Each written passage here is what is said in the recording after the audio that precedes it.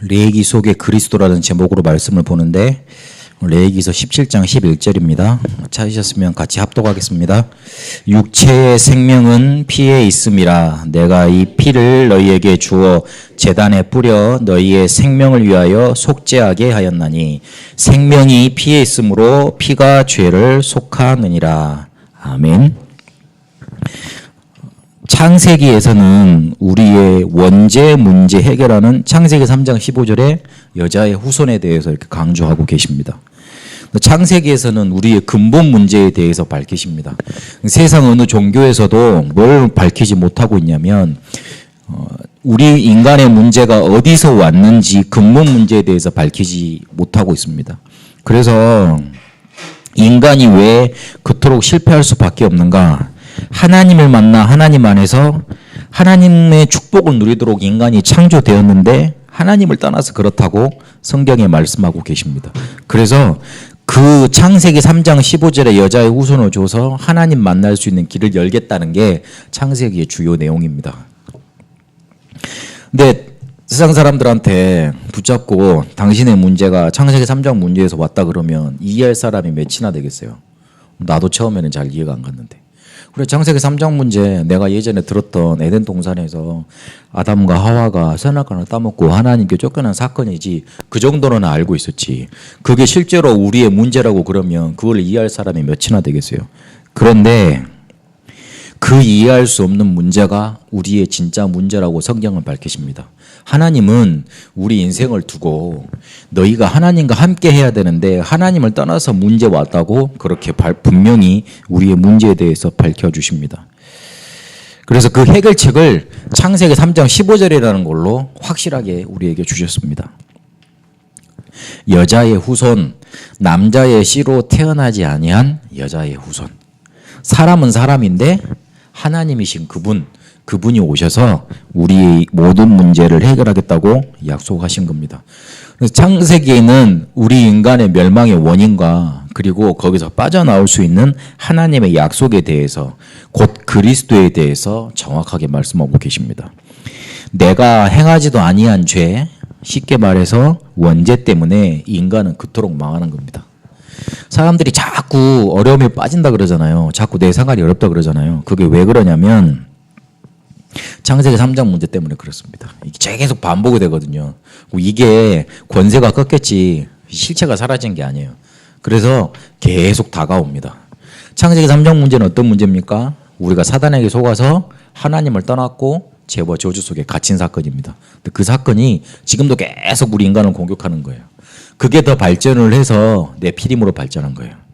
쉽게 말하면 우리 인간을 확실하게 장악하는, 육체적으로 장악하는 그런 문제로 찾아온 거고, 그리고 바벨탑에 보니까 조금 인간이 성공하면 교만해져서 하나님한테 대적하려고 그러고 하나님 없이도 살 수 있다고 자꾸 문제를 만들어내는 겁니다. 실제 우리 인간이 멸망받는 죄는 원죄 때문입니다. 하나님이 우리가 뭔 실수를 했기 때문에 그것 때문에 우리를 그토록 멸망시키거나 저주당하게 하지 않습니다. 그렇게 하진 않습니다. 하나님을 너무 그렇게 이상한 분으로 몰아서는 안 됩니다. 실제 우리 인간이 하나님을 떠나 있어서 사단한테 잡혀 있기 때문에 멸망당할 수밖에 없는 거예요.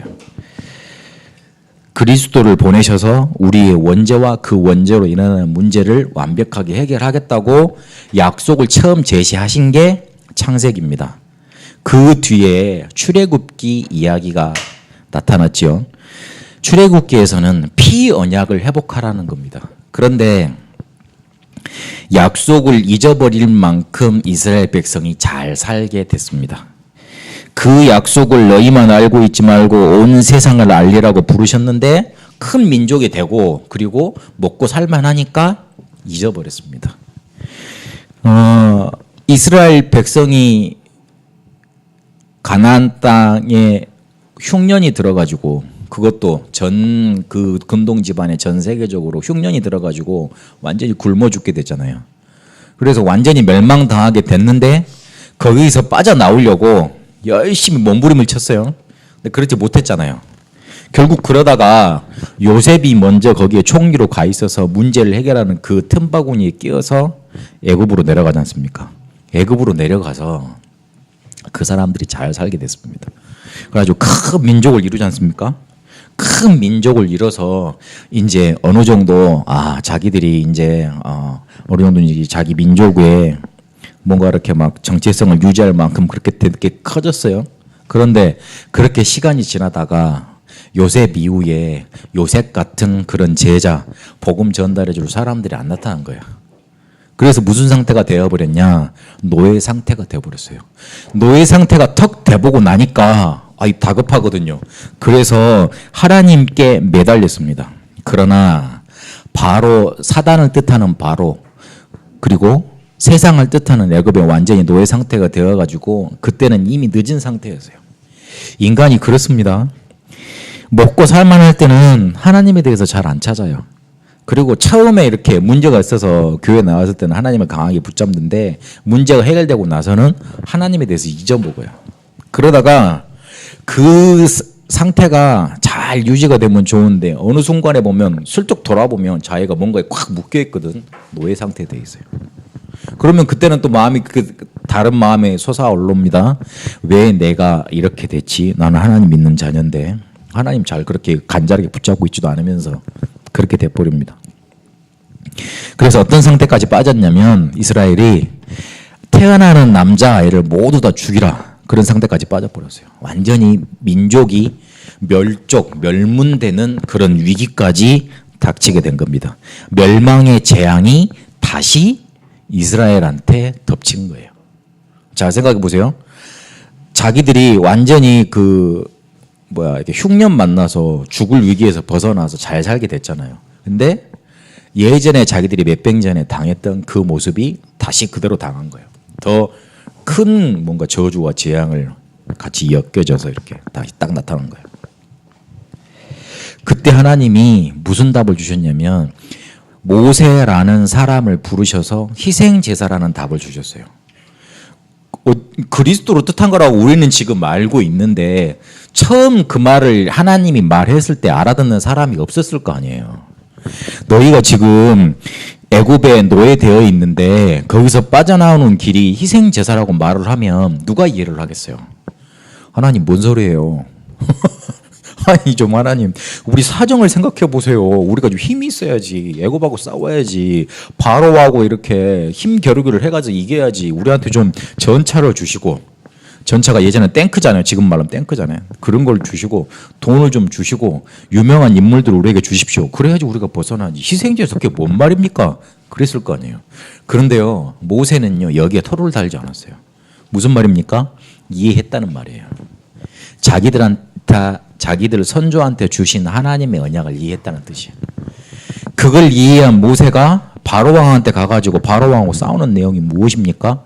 우리가 희생제사 드리러 나가야 된다. 그러니까 우리를 내보내달라 그러지 않습니까? 근데 바로는 이해가 안 가는 거잖아요. 뭔 소리냐 그게. 희생제사 여기서 드리면 될 거 아니냐. 왜 갈라 그러느냐. 그 중요한 게 내용이 그거예요. 근데 모세는 그걸 이해하고 이스라엘 백성을 이 노예 상태에서 빠져나오게 만든 겁니다. 잘 붙잡아야 됩니다. 우리가 언약을 놓치고 살면 어느 순간에 보면 우리가 노예 상태에 돼 있어요. 근데 그 노예 상태를 빠져나오는 길은 그 노예된 곳에서 빠져나오는 길은 단 한 가지 희생제사 그리스도밖에 없습니다. 그래서 레위기에는 이제 세 번째 책이죠. 구약의 세 번째 책인데 1장부터 17장 하나님께로 나아가는 길에 대해서 설명을 합니다. 그리고 18장부터 27장까지 그러면 하나님께로 나아갔으면 하나님과 어떻게 함께 하느냐. 하나님은 거룩하신 하나님 아닙니까? 그러면 그 거룩하신 하나님과 어떻게 우리는 거룩함을 가지고 하나님과 동행하느냐 그 이야기를 말씀을 합니다. 사단과 세상에서 빠져나온 이스라엘이 약속이 성취될 땅으로 가기 위한 여정을 이제 시작을 하는 거잖아요. 그런데 한 번도 가보지 못한 길이기 때문에 누군가의 인도하심이 없으면 장정만 60만이었어요. 한 2, 300만 됐을 거예요. 그때 인구가. 그래 작게 잡아서 100만 정도 됐을 거예요. 그러면 그 사람들이 완전히 쉽게 말하면 광야길을 가다가 떼죽음을 당할 수밖에 없어요. 그래서 이제 사단과 세상에서 빠져나와서 언약의 여정을 가야 되는데 어떤 인도하심을 받아서 그 여정을 마치게 되느냐? 하나님의 인도를 받는 방법에 대해서 레위기에서 말을 해주고 계시는 겁니다. 단순히 제사 이야기, 단순히 우리가 거룩하게 살아야 되는 율법을 얘기하는 게 아니에요. 그걸 통해서 너희 인생이 사단과 세상의 손에서 빠져나와서 이제 천국을 향해서 필그램스 프로그레스 오늘 아침에 내가 봤는데 그래 뭐지 그래 철로 역정 지금 천색을 향해서 우리가 천국을 향해서 가는 길을 가는 것인데 그 여정을 어떻게 갈 것이냐 그 방법에 대해서 말을 해주는 거예요. 어떻게 말을 해요? 그 인생으로 여정을 가면서 계속 제사 드리라는 거잖아요. 그리고 제사를 드리면서 거룩하게 살라는 뜻이잖아요. 그렇게 가다 보면 우리가 천로 역정을 가게 되는 겁니다. 그래서 레위기에는 하나님께로 나아갈 수 있는 방법, 희생제사, 그리고 우리가 거룩함으로 계속 살 수 있는 방법, 희생제사에 대해서 계속 강조하고 계십니다. 하나님께로 나아가는 길, 속죄받는 길은 희생제사 드리는 것밖에 없어요. 그래서 그 속죄함을 받은 하나님의 자녀가 하나님과 동행하며 구별되어져서 거룩하게 사는 걸 계속 강조하고 있습니다. 그러면 오늘 레위기에서 그리스도에 대해서 어떻게 강조하고 있는가 좀 살펴봐야 되겠습니다. 그리스도에 대해서 잘 드러내고 있는 부분이 있는데 레위기에서는 특히 제물 대신 그리스도에 대해서 말씀하십니다. 예수 그리스도는 우리를 위해서 대속 제물로 이 땅에 오셨습니다. 마가복음 10장 45절에 보니까 인자가 온 곳은 섬김을 받으려 함이 아니라 도리어 섬기려 하고 자기 목숨을 많은 사람의 대속물로 주려 함이니라 그랬습니다. 레위기에 나타난 5가지 제사를 통해서 예수 그리스도가 이렇게 우리의 희생 제물이 되신다 나타나고 계십니다. 첫 번째 제사는 번제입니다. 번제는 제물을 태워서 드리는 예배입니다. 레위기 1장 2절에서 3절까지 말씀하고 계시는데요. 히브리서 10장 10절에 보니까 예수 그리스도의 몸을 십자가에 들음으로 우리가 거룩하게 되었다 이렇게 말을 합니다. 창세기 3장 문제를 완전히 해결하는 제물이 되신 겁니다. 그리고 번제는 하나님 뜻에 대해서 예수님께서 완전히 순종하신 것, 즉 헌신을 말합니다. 예수님께서 십자가에 달려서 속죄 제물이 안 되실 수도 있잖아요.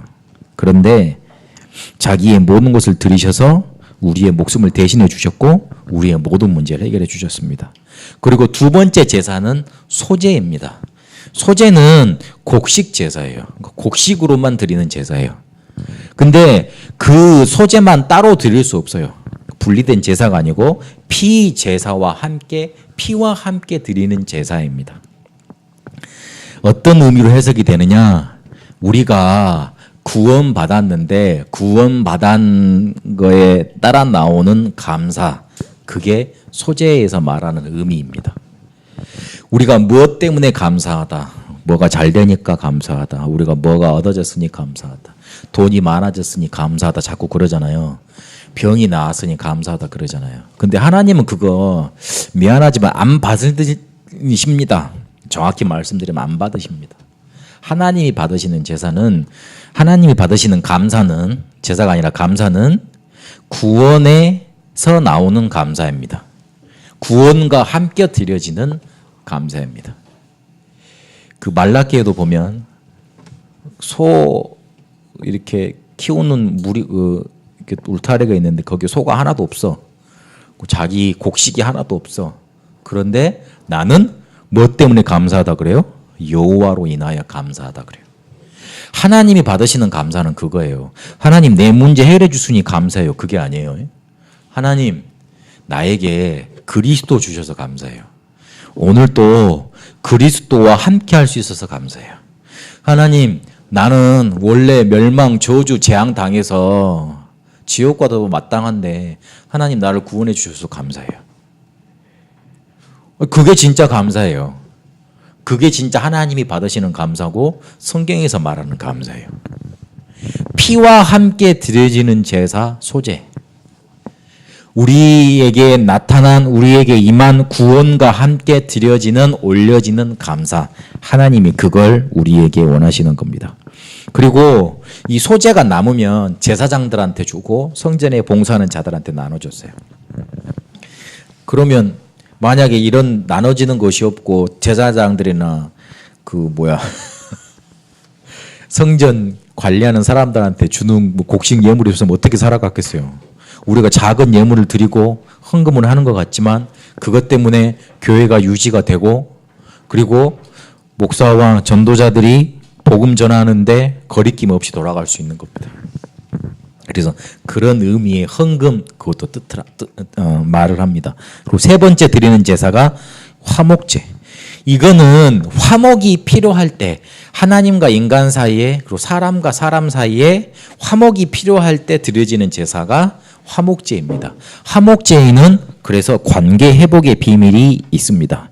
그리스도께서 화목제물 대심으로 하나님과 인간 사이의 모든 죄와 저주의 벽을 허물어 버리셨잖아요. 그만큼 하나님과 우리 사이에 재앙당할 수밖에 없고 이렇게 뭔가 허물을 허셨기 때문에 사람과 사람 사이에 허물도 허신 것이죠. 그렇게 되는 게 정상입니다. 성경의 마태복음 5장 23절 24절에 보면 사람에 대한 분노의 마음을 가지고 예배에 오지 말라 그랬어요. 뭔가 이렇게 그 말은 거리끼는 게 있으면 사람에 대해서 뭔가 거리끼는 게 있으면 그거 회개하고 그거 털고 교회에 나오라 예배 드리러 나오라 그랬거든요. 잘 생각해 보세요. 도저히 용납할 수 없는 죄인이었잖아요, 우리가. 그런데 그 죄인을 그리스도께서 용서하셨잖아요. 그럼 자꾸만 생각해 보면 그 그리스도의 사랑이 내게 있구나. 너무 감사가 될 거 아니에요. 그런데 다른 사람에 대해서 분노하는 마음이 있고 용서하지 못하는 마음이 있다. 그거는 이미 그 그리스도에 대한 사랑보다 그 분노가 내 마음속에 넘쳐난다는 소리 아니에요. 하나님은 우리가 예배하러 올 때 뭘 보세요? 우리한테 있는 그리스도를 보세요. 우리가 가지고 있는 그 구원의 감사 그걸 보세요. 그런데 그거보다 사람에 대한 분노가 가득 차. 그러니 하나님이 우리를 어떻게 예배하는 자로 받아주실 수 있겠어요? 못 받아주시지. 그래서 하나님이신 예수님이 그랬어요. 분노의 마음을 털고 오라고. 거리끼는 마음이고 있으면 용서하고 오라고. 죄를 빌고 가서 이렇게 용서 빌고 오라고 그랬어요. 단순히 우리가 착하게 살아야 된다 그 말을 하고 계시는 게 아니에요. 하나님이 정말로 우리한테 원하시는 것은 그리스도가 우리 속에 넘치는 것인데 그 그리스도가 넘치지 않고 우리 속에 사람에 대한 원망과 불평과 짜증 이런 것들이 막 섞여 있으니 내가 너는 못 받겠다 이렇게 말씀하시는 거예요. 털고 오세요. 예배 전에 털고 오세요. 예배 전에 화해하고 오세요. 그러고 오는 게 정상이에요. 화해 못했더라도 내 마음속에서는 정리를 해야 돼요. 그렇지. 그리스도께서 해결하셨구나. 그러고 난 다음에 예배 드려야 돼요. 그래야지 하나님 그 예배 받으시는 거예요. 우리가 풀었기 때문에 받는 게 아니고 그리스도께서 우리 마음속에 역사하신 거잖아요. 그 풀어졌다는 자체가. 아마 쉽사리 용서가 안 되고 분노가 사라지진 않을 겁니다. 그래서 우리가 날마다 화목제의 비밀을 누려야 되는 겁니다. 나도 용서하셨는데 하나님, 저 사람도 용서할 수 있도록 하나님 내게 은혜를 달라고. 실제로 우리가 그렇게 못하더라도 우리의 마음속에는 그 언약이 넘쳐나야 돼요. 그리고 네 번째 제사가 속죄제입니다. 죄 사함을 받기 위한 제사지요. 우리가 범죄한 사실을 깨닫고 구체적으로 회개하고 죄 사함을 받기 위한 제사입니다. 죄가 많으면 하나님으로부터 멀리 떠나가려고 그래요. 우리에게 문제가 많으면 오히려 하나님보다 잘 찾을 것 같잖아요. 그렇지 않아요. 멀리 떠나려고 그래요. 피하려고 그래요. 꼭 자기 문제를 자기가 해결하려고 열심히 이렇게 하려고 그럽니다. 어두움에 오랫동안 갇혀 있으니까 그 어두움이 좋은 거예요. 빛이 비치니까 오히려 싫어요. 암 환자들 복음 잘 받을 것 같잖아요. 그렇지 않아요. 암 병동에 가지고 복음 전해보면 받는 사람이 좀 드물어 더. 오히려 그냥 편안한 상태에 있는 사람이 더 잘 받아요. 그리고 큰 문제 있는 사람이 하나님은 다 간절히 섬길 것 같잖아요. 그 사람도 좀 수준 낮은 사람들이고 그렇지 않아요. 좀 되는 사람들은 오히려 내가 문제가 있는데 하나님께 가면 조금 뭔가 이렇게 부끄럽지 않냐. 내 문제가 없을 때 오히려 하나님을 찾겠다, 그런 사람들이 있어요. 희한하죠.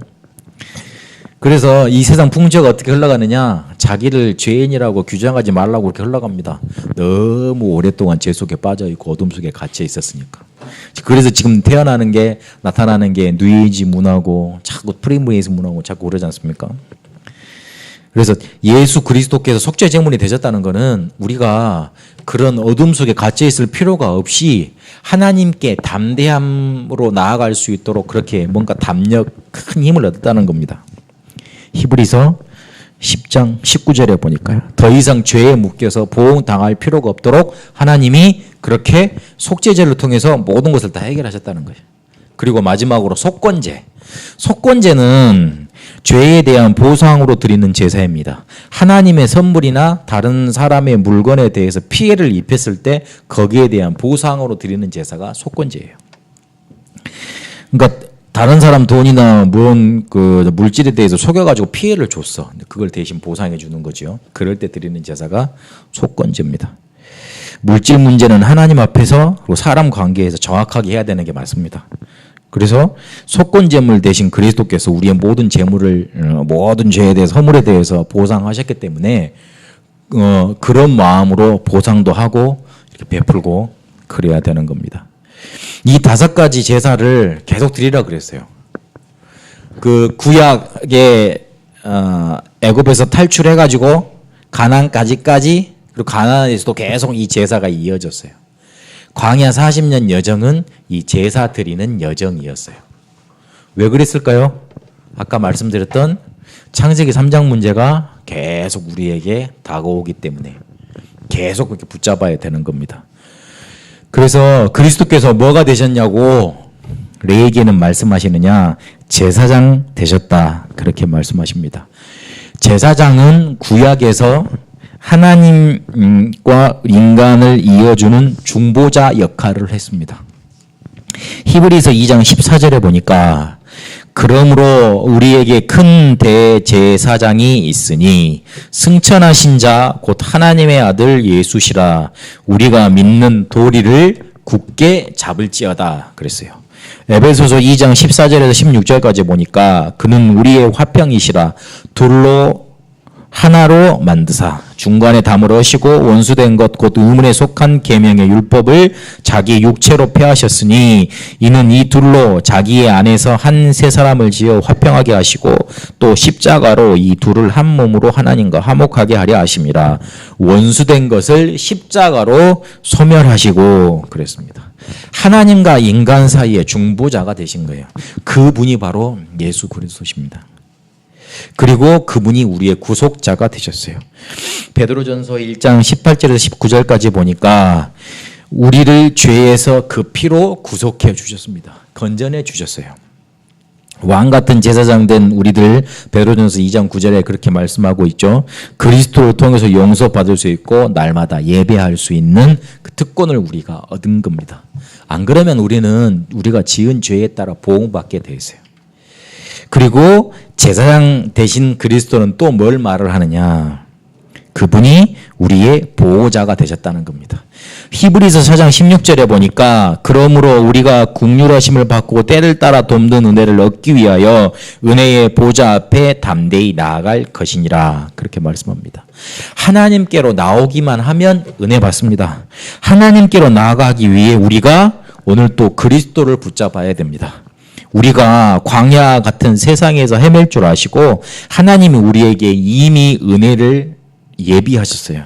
그래서 우리를 약속의 땅으로 인도하신다고 분명히 약속하셨습니다. 우리가 언약의 여정을 바로 갈 수 있도록 하나님은 그렇게 우리의 인도자, 보호자가 되시는 겁니다. 말씀을 맺겠습니다. 예배 성공은 곧 인생 성공이라고 말씀하고 있습니다. 우리가 살아가는 삶을 인생이라고 그럽니다. 사람의 생, 인생. 그러면 강아지의 생은 뭐가 되겠어요? 강생이 될까? 우리가 살아가는 삶은 인생이라 그러잖아요. 사람이 인자, 생생자 그래가지고. 근데 그 인생은 뭐를 가지냐면 여정이라는 걸 만들어냅니다. 살아 있으니까 여정을 만들어내요.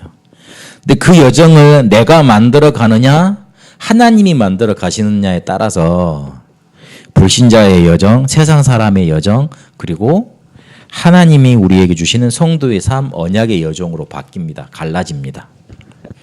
하나님의 자녀라면 하나님이 이끄시는 인생 여정 속에 들어가고 싶어 합니다. 안 그러겠어요? 세상 사람처럼 살아가지 않고 하나님의 자녀답게 살고 싶어 할 거 아닙니까? 근데 그렇게 들어가는 방법이 간단합니다. 예배에 성공하면 됩니다. 예배를 통해 우리가 그리스도를 붙잡는 게 예배 성공입니다. 예배 성공이라는 기준이 애매하지 않습니까? 내가 말씀을 잘 들었다. 그것도 예배 성공이겠죠. 그런데 하나님은 이제 서론으로 말씀드렸잖아요. 우리한테 보시는 게 그리스도밖에 없어요. 그러니까 예배를 통해서 우리가 그리스도가 붙잡혀져야지 그게 예배 성공한 거예요. 사람들이 많이 모여서 예배를 드리든 적게 모여서 예배를 드리든 어쨌든 나 혼자 예배를 드리든 상황이 안 돼서 일을 하면서 현장에서 내가 말씀을 듣든 그 예배를 드린다고 내가 생각하고 드릴 거 아니에요? 뭐가 붙잡혀져야 되느냐? 그리스도가 붙잡혀져야 돼요. 하나님이 우리를 보실 때 뭐밖에 안 보신다고요? 우리에게 피가 있느냐 없느냐 그거밖에 안 보시는 거예요. 우리 에이기서 11장 11절 우리가 말씀 읽었죠? 우리의 죄 문제 피가 해결하는데 하나님이 그거 보시는 거예요. 그러면 예배를 잘 드렸다는 기준은 뭐예요? 예배를 드리고 나서 우리에게 뭐가 남아야 돼요? 그리스도가 남아야 돼요. 그럼 우리 예배 성공한 거예요. 그러면 그리스도를 어떻게 붙잡아요? 그리스도를 어떻게 붙잡을 수 있고 계속 안 놓치고 그걸 그리스도를 내 마음속에 담아둘 수 있습니까? 그리스도가 필요한 이유를 날마다 깨닫는 거예요. 그러면 그리스도가 붙잡혀져요. 그리스도 필요해요? 지금 밥이 필요하죠? 그리스도 필요해요? 왜 필요해요? 잘 모르겠어요? 그건 그리스도를 붙잡는 게 아니에요. 내 문제는 내가 고민하고 내가 돈이 없고 내가 실패하고 내한테 나를 도와주는 사람이 없는 문제인 줄 알았는데 그게 아니구나. 하나님을 떠나 있는 상태 속에 내가 노예되어 있고 사단한테 잡혀 있는 문제구나. 창세기 3장 문제가 바로 보이면 그리스도 답으로 붙잡힐 거 아니에요. 그리스도 필요한 이유 창세기 3장 문제, 6장 문제, 11장 문제, 원죄 문제 계속 나한테 붙잡혀지고 보여지는 겁니다. 그러면 그리스도 단단히 붙잡을 수 있어요. 다시 한번 말을 정리하겠습니다. 우리가 살아가는 인생 여정이 언약의 여정이 되려면 어떻게 해야 되느냐? 날마다 예배가 성공되어야 돼요. 근데 그 예배 성공은 뭐라고요? 그리스도가 잡혀지는 거예요. 그리스도가 잡혀지려면 그리스도가 필요한 이유가 날마다 우리에게 깨달아져야 돼요. 예배는 두 가지로 나뉩니다. 교회에서 드리는 예배, 교회 예배, 그리고 우리가 현장에서 드리는 예배, 생활 예배. 그리스도를 교회 예배를 통해서 집중적으로 바라본다면 생활을 통해서 우리가 살아가면서 그리스도를 선포하는 게 생활 예배입니다. 왜 우리가 그리스도에 대해서 이렇게 반복해서 들어야 되고 강조하고 자꾸 그럽니까? 왜 자꾸 반복을 하면서 지금 세 번째 반복이잖아요. 똑같은 그리스도. 그 설교 제목도 이제 응용할 필요가 없어. 다음 주는 다다음 주는 뭐 하겠죠? 민수기 속의 그리스도겠죠. 그렇지. 앞에만 바뀌지. 계속 똑같잖아요. 근데 왜 그렇게 반복하고 그리고 계속 강조를 합니까? 우리가 인생 여정을 살아가다 보면 이런 질문이 꼭 생겨요. 나는 왜 계속 실패 속에 있지? 이런 질문. 내가 예전에 당했던 저주인데 그거 해결된 줄 알았는데 왜 또 나한테 다가와 있지? 그리고 왜 나한테 아무런 응답이 없지? 이런 질문이 자꾸 생겨납니다. 그 희한하잖아요. 사람이 예수 그리스도 믿고 나서 모든 문 해결자라고 들었는데 희한하네. 내 혼자 있을 때 가만히 생각해 보면 질문들이 슬슬 날 덮쳐와요. 왜 그럴까요? 창세기 3장이 계속 반복돼서 우리에게 다가오기 때문에 그래요. 옷만 받고 있고 계속 다가와요. 살아있는 존재 같아. 뭔가 살아있는 실체 같아. 계속 다가와. 그래서 우리 삶을 어떻게든 아무것도 없는 빈 걸로 만들려고 계속 다가오는 거예요. 그때 우리가 뭐 붙잡아야 되겠어요? 그게 진짜 창세기 3장 문제에서 온 질문이라면 뭐 해야 되겠어요? 그리스도 잡아야죠. 그래서 계속 그리스도를 잡도록 하나님이 예배에 대해서 이렇게 계속 강조를 하셨고 많이 만들어 놓은 거예요. 어떤 상황에 있든지 그리스도 붙잡으라고. 어떤 문제가 닥쳐오더라도 그리스도로 결론을 내라고. 어떤 문제가 오더라도 그 문제의 핵심은 그리스도께서 해결하셨으니 그 그리스도 붙잡으라고 계속 그렇게 돌리시는 겁니다. 레위기는 우리 인생의 여정을 언약의 여정으로 바꾸는 방법을 제시해 주십니다. 하나님께로 계속 나아가는 피제사, 그 피제사의 주인공인 그리스도를 계속 붙잡으라고 말씀하십니다. 그러면 우리의 삶이 거룩한 삶으로 바뀌게 되어 있습니다. 날마다 그리고 항상 어떤 문제든 어떤 상태든 하나님께로 나아가기만 하면 하나님은 우리의 모든 문제를 해결하시고 회복하십니다. 레위기를 또 이번 한 주간 한번 펼쳐보세요. 아마 성경 통독을 하려고 마음을 먹었는데 어디서 제일 많이 막히느냐? 레위기에서 막혀. 레위기 찾다 보면 민수기에서는 재밌거든요. 또 뭐 얘기 나오거든. 그러다가 신명기에서 한번 툭툭 막히고 그러거든요. 네, 레위기를 한번 펼쳐보고 읽어보세요. 그러다가 하나님이 내 인생 여정을 언약의 여정으로 이렇게 바꾸셨구나. 그 축복이 발견되시길 바랍니다. 기도하겠습니다. 살아계신 하나님, 우리의 인생 여정을 언약의 여정으로 축복하신 줄로 믿습니다. 그리스도가 잡혀지게 하여 주옵소서. 날마다 다르게 다가오는 창세기 3장 문제 해결자 되시는 그리스도, 그 언약을 우리가 단단히 붙잡게 하여 주옵소서. 그래서 레위기 속에 나타난 하나님께로 나아가는 길, 하나님과 동행하는 그 방법이 우리의 인생 여정 속에 나타나게 축복하여 주옵소서. 날마다 그리스도가 붙잡혀져서 이 그리스도가 선포되어지는 삶 속에 우리가 있게 하여 주옵소서. 살아계신 우리 주 예수 그리스도 이름으로 기도합니다. 아멘.